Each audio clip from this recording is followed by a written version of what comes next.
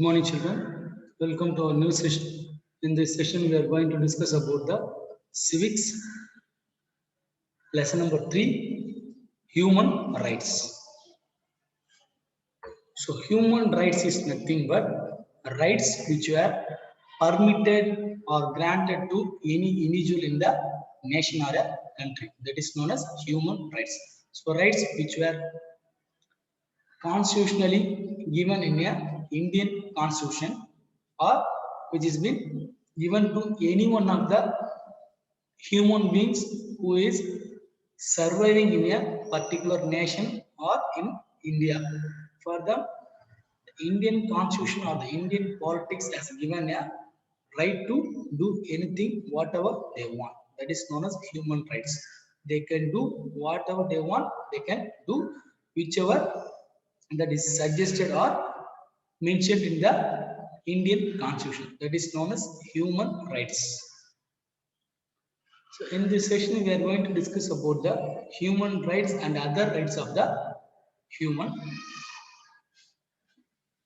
And the next thing is, what are the different types of human rights and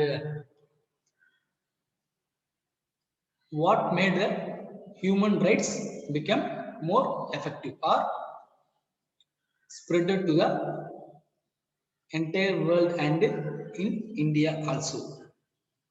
The main reasons behind the spreading of human rights is Universal Declaration and some other incidents which took place in the past that created a chance for human rights.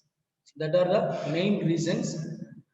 Each and every individual now they are enjoying their own rights or human rights. So these are the important topics which we are going to discuss in this session.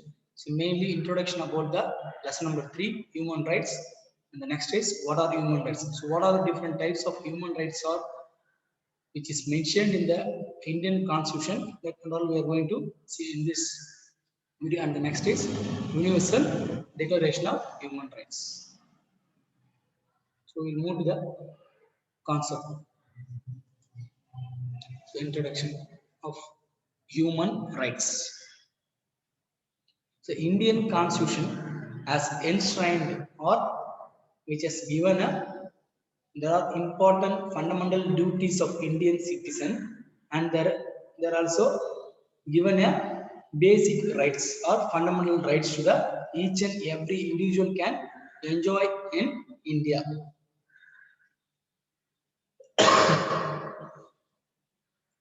Along with the fundamental duties and fundamental rights, Constitution also introduced some commissions which will ensure or which will support for the human rights. That is State Human Rights Commission.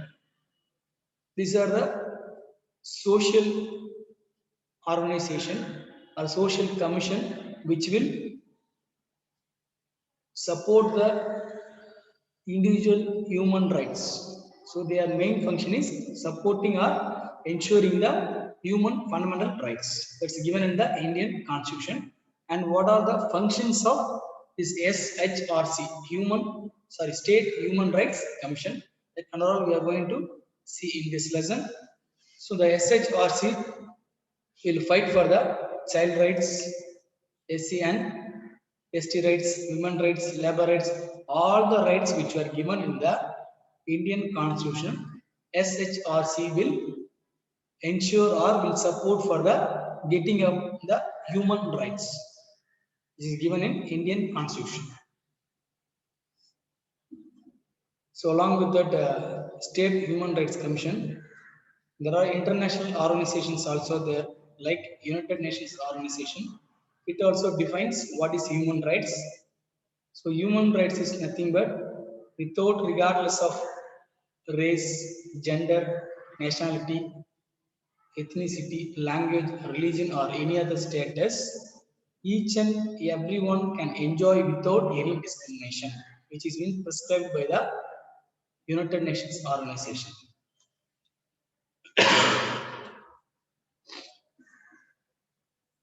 So this is the introduction of this lesson. Hence, we will move to the next concept. Universal Declaration of Human Rights.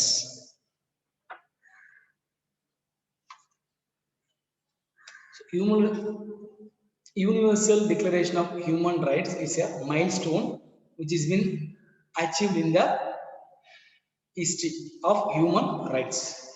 So it's nothing but it's a draft which is relating to the different legal and cultural backgrounds from all around the world. So each and everyone have to enjoy the human rights. So for that, United Nations General Assembly conducted a conference or session in 1948, 10th December. They declared or they passed a resolution 217A. Without any discrimination, each and every individual in the world should enjoy the fundamental rights or basic human rights. And also that human rights has been translated into many languages. So this United Nations Organization session which ensures and guarantees the freedom of expression. That means so எது வேணாலும் நம்ம செயல்படலாம் அப்படின்னு கிடையாது. So என்னன்னு பார்த்தீங்கன்னா freedom of expression is nothing but you can express your personal things to some others or someone how you like. That is known as freedom of expression. நம்ம என்ன செய்யணும் என்ன வெளிப்படுத்தணும் நினைக்கிறீங்களோ you can express. மெயினா இதுல பாத்தீங்கன்னா civil, political, social, economic and cultural rights. So these are all the areas you can each and individual can express their freedom of way what they can express in this specific matters of political, social, economic and cultural rights. So all these rights are guaranteed by the Universal Declaration of Human Rights. Under the session, United Nations General Assembly session that took place in December 10, 1948.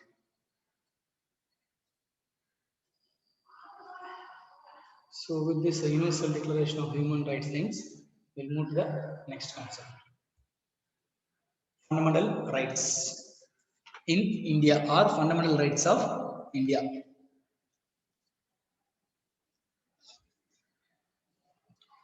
Fundamental, it's nothing but it's a basic rights.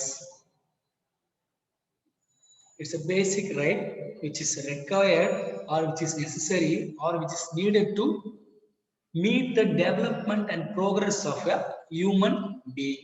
For that, Indian Constitution has introduced the fundamental rights in the Indian Constitution, and also that will make their life meaningful by giving them such rights like freedom to speak, freedom to convey, freedom to express. These are all the fundamental rights which is given in Indian Constitution.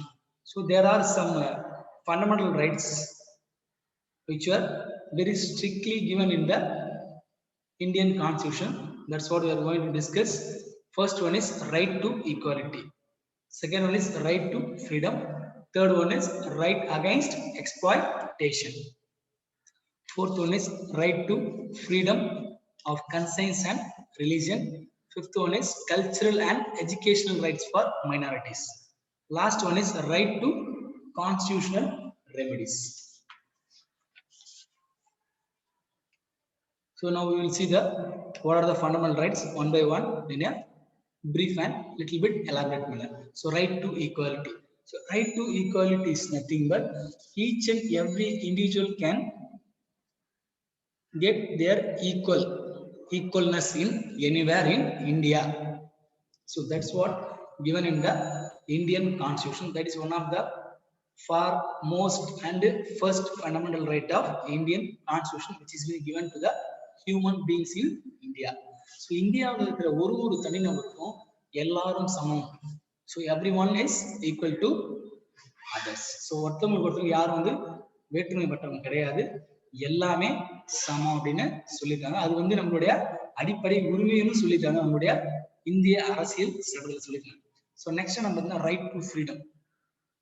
So right to freedom is nothing but You can freely do anything whatever you want, but beyond crossing the fundamental rights which is mentioned in the Indian Constitution. So you are freedom to do anything. You can go and settle anywhere. You can do whatever you want to, but it should be legal and lawful. That is known as right to freedom. So next point is right against exploitation. So right against exploitation is nothing but, so children's or kids below the age of 14 years, if they are exploited or they were forced to work anywhere in the manufacturing or in the any sector, they can claim to the court. They are forcing us to work as a slaves. So எங்களை குத்தடிமைகளா எங்களை வேலை செய்ய வைக்கிறாங்க, வேலை வாங்குறாங்க. அதை எதிர்த்து நமக்கு உரிமை இருக்குது, போராடலாம். நம்ம எல்லாருமே வந்து அந்த மாதிரி வேலை செய்யக்கூடாது, குழந்தைங்களும் யாரையும் வேலை வாங்கக்கூடாது, வேலைக்கும் யாரையும் வைக்கக்கூடாது 14 years below.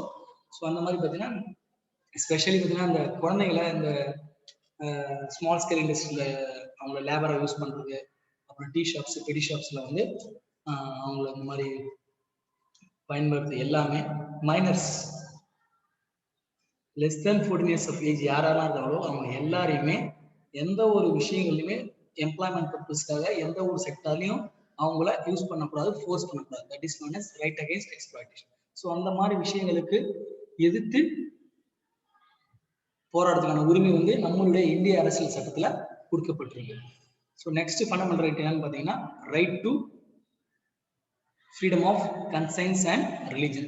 So we can practice any religion, we can do any pujas, any ceremonies, any rituals. You can follow or you can do any religion or any community, whatever you want, you can do it. So எந்த மதம் வேணா நீங்க follow பண்ணிக்கலாம், எந்த மதத்தோட கொள்கையில வேணா நீங்க accept பண்ணிக்கலாம், எந்த மதத்தோட கொள்கையில வேணா நீங்க ஃபாலோ பண்ணிக்கலாம். அது உங்க குழந்தைகளும் சரி, உங்களுக்கு சுற்றி சொல்லுங்க எல்லாருமே வந்து நீங்க அதை ஃபாலோ பண்ணலாம். So that is the fourth fundamental right. So இங்க எப்படிமா நான் பிறந்த ஒவ்வொரு தனி நபருக்கும் நீ எந்த மதத்துல நீ ஃபாலோ பண்ணீங்க, அதை பத்தி கவர்மெண்ட் பிரச்சனை இல்லை. சப்போஸ் யாராவது ரெஸ்ட்ரிக்ஷன் பண்ணாங்க, நீ இந்த மதத்துல தான் இருக்கணும், அந்த மதத்துக்கு போகக்கூடாது, அந்த மதத்தை ஃபாலோ பண்ணக்கூடாது, செய்யக்கூடாது சொன்னாங்கன்னா you can have a right to claim. That is known as fourth fundamental right of Indian Constitution. So fifth fundamental right is cultural and educational rights for minorities. So இப்போ மைனாரிட்டிஸ் ஷெட்யூல் ட்ரைப்ஸ் எஸ்சிஸ் அந்த communities என்ன பார்த்தீங்கன்னா அவங்க வந்து எந்த ஒரு education institution வேணா படிக்கலாம், எந்த ஒரு அவங்களுடைய பாரம்பரிய வழக்கங்களை எதை வேணா அவங்க ஃபாலோ பண்ணலாம், ப்ராக்டிஸ் பண்ணலாம். அதை வந்து யாரும் வந்து இதை செய்யுங்க, அதை செய்யக்கூடாது, அது செய்யாம போகும், இதை ஃபாலோ பண்ணக்கூடாது அப்படின்னு தடை செஞ்சாலும் அதை எதிர்த்து நீங்க ஃபைட் பண்ணலாம். அதுக்கான உரிமைகள் நமக்கு இருக்குது. அது மட்டும் இல்லாம வேற யாராவது தலையிட்டு அவங்களுடைய கல்ச்சரல் ரைட்ஸையோ இல்லை மைனாரிட்டிஸோட கல்ச்சரல் ரைட்ஸையோ அவங்களுடைய பாரம்பரியங்களை அழிக்க நினைச்சாலும் அதை எதிர்த்து போராடுறதுக்கு நம்மளுடைய அடிப்படை உரிமை சட்டத்துல அது கொடுக்கப்பட்டிருக்கு. ஸோ அதனால அந்த மாதிரி பிரச்சனைகள் ஏதாவது வந்தா மைனாரிட்டிஸ், எஸ்சி எஸ்டிஸ் கம்யூனிட்டிஸ் இருந்தாங்க, they can fight for their rights because it's given in the fundamental rights. So next and last fundamental right is right to constitutional remedies. So right to constitutional remedies is nothing but, so in any court or in anywhere in the subordinate courts or in some other little higher courts, any judgments is given in a unfairly or genuinely, that means that suffered or affected person or individual can go to the higher courts and he or she can claim. So ஏதோ ஒரு வழக்குகளில் பாதிக்கப்பட்ட ஒரு தனிநபர் கீழ்கோர்ட்டுகள்ல சரியான ஜட்ஜ்மெண்ட்டோ அவருக்கு ஃபேவரான விஷயங்கள் எதாவது நடக்கல, அவருடைய விஷயங்கள் சரியாகவும் நியாயமாகவும் இருந்தும் அவருக்கு ஏதாவது நியாயமான விஷயங்கள் நடக்காம போச்சுன்னா கோர்ட்டு மூலியமா கொடுக்கப்பட்ட அந்த நீதிபதி சரியா கிடைக்கல அப்படின்ற பட்சத்துல அவங்க என்ன பண்ணனா ரெமிடிஸ், கான்ஸ்டிடியூஷனல் ரெமிடிஸ்னா சட்டத்துல வந்து சில நிறைய விஷயங்கள் இருக்குது. அது என்னன்னு பார்த்தீங்கன்னா அதுக்கு அடுத்து என்ன மேல் கோர்ட் இருக்கோ அந்த கோர்ட்டுக்கு போயிட்டு இவங்க வந்து மேல்மனு முறையிட்டு அந்த பிரச்சனைகளை சால்வ் பண்ணி சரி பண்ணலாம். That is known as right to constitutional remedies.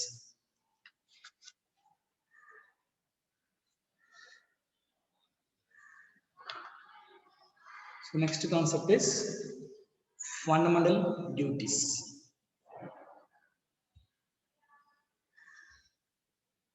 Fundamental duties.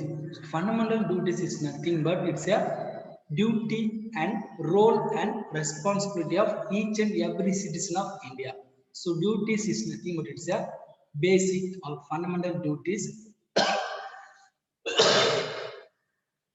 So fundamental duties என்னன்னு பார்த்தீங்கன்னா ஒரு இந்திய குடிமகனாக பிறந்தவங்களும் ஒரு அடிப்படை கடமைகள் அவங்களுக்கு ஒரு சில விஷயங்கள் நம்முடைய இந்திய அரசியல் சாசனத்தில் கொடுக்கப்பட்டிருக்கு. அதுதான் பார்த்தீங்கன்னா ஒரு 11 ஃபண்டமெண்டல் டியூட்டிஸ் கொடுத்துருக்காங்க. அது என்னென்ன கொடுத்துருக்காங்க நம்ம பார்ப்போம். ஸோ இது எப்பயிலேருந்து இந்த விஷயம் இந்த ஃபண்டமெண்டல் டியூட்டிஸ்ன்றது நடைமுறைக்கு வந்தது, வழக்கத்துக்கு வந்தது, கேம் இன் டு ப்ராக்டிஸா from on which date it came in to effect அப்படின்னு பார்த்தீங்கன்னா 26 ஜனவரி 1950 அது வரைக்கும் ஃபண்டமெண்டல் டியூட்டிஸ் எதுவும் இல்லாமல் இருந்தது. அதுக்கப்புறம் பார்த்தீங்கன்னா 42nd அமெண்ட்மெண்ட் ஆக்ட் 1976ல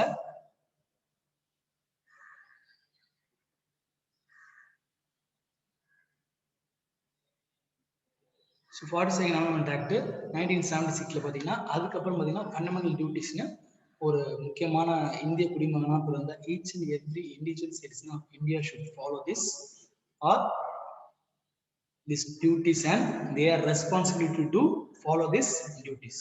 ஸோ என்ன டியூட்டிஸ் கொடுத்துருக்கான்றத பார்ப்போம்.